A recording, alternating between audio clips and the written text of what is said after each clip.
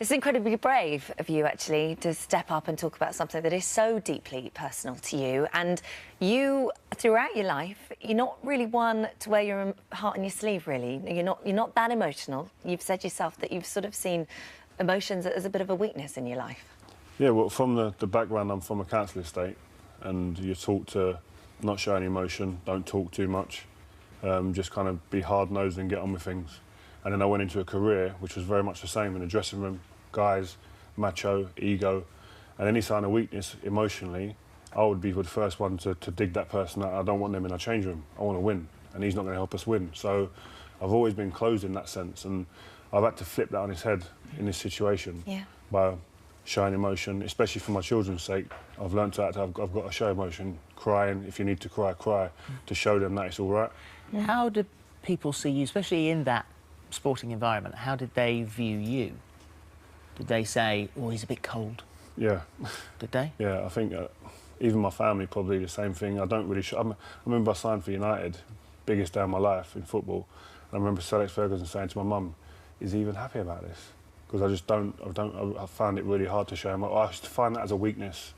And I didn't want people to think I was weak in that sense. I had to stand tall and look as strong as I could to go out there and perform the best way. And that just followed me throughout my life, really. My dad was very much like that.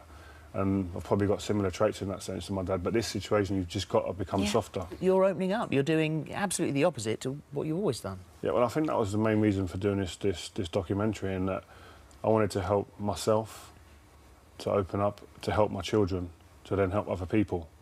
And I didn't really do this for any sympathy or anything. They are the core reasons, I think, to help other people to talk. And what I've learned along the journey is that talking is so important. And again, talking wasn't really part of my makeup emotionally. But my children need to see me talk, need to feel emotion. And I think any advice for anyone else, what I've learned through this process is that talking definitely does. It doesn't make the pain go away, but it helps a lot. Well, even with the cancer itself, you found that difficult to talk about, even with Rebecca, because she was diagnosed, first of all, in 2013. She went into remission, life back on track, things returning to normal. During that time, before her second diagnosis in 2015, she tried to address what would happen if it came back, and you didn't want to talk about it with her. No, because defeat was never really an option. I never looked at defeat in my work life. You didn't think about defeat, you just think about winning, and all I thought was getting over this. We've got over the first hurdle, we'll continue.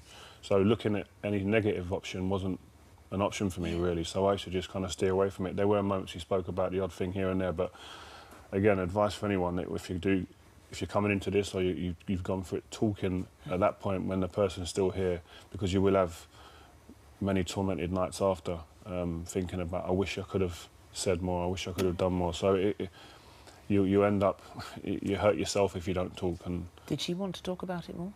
Yeah, but I would just shut it down. I'd close the conversation, because I didn't want to get emotional, didn't want to think about the worst case scenario. And because I thought that had an effect on me, and then obviously have an effect on the children, who were very stable, very structured kind of lifestyle. So you didn't tell anyone how ill she was, did you? No, so the playing at my last year at Man United, and then at QPR as well.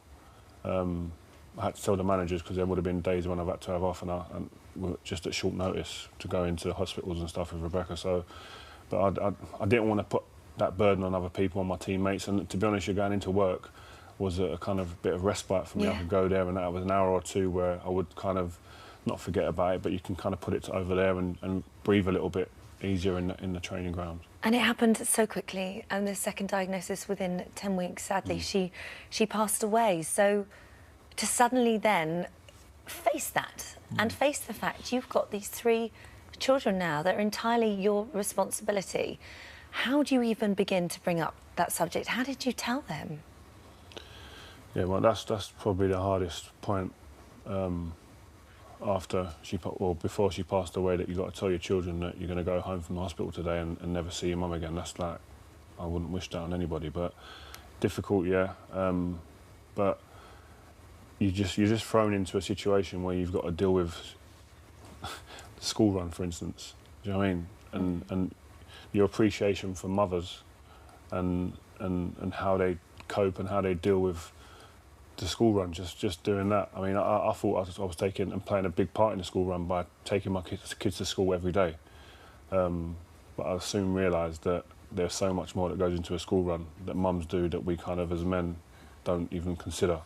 So just preparation the night before and making sure that the school uniforms are out, the books and stuff are all in the bags, the breakfast is ready, you know what breakfast you're going to do in the morning type thing. And I woke up the first time they had to go to school, and before I knew it, they were late, and you're sitting there, you sit down and think, what am I going to do? How do you do this? But so there's, I said, it doesn't matter how much money you've got, if you're in the public eye or not. I think we all come under the same type of stresses at that point, and it's having a network around you, having the ability to reach out to Child Bereavement UK or my local guys with Jigsaw. These are great people that you have to reach out to and talk to.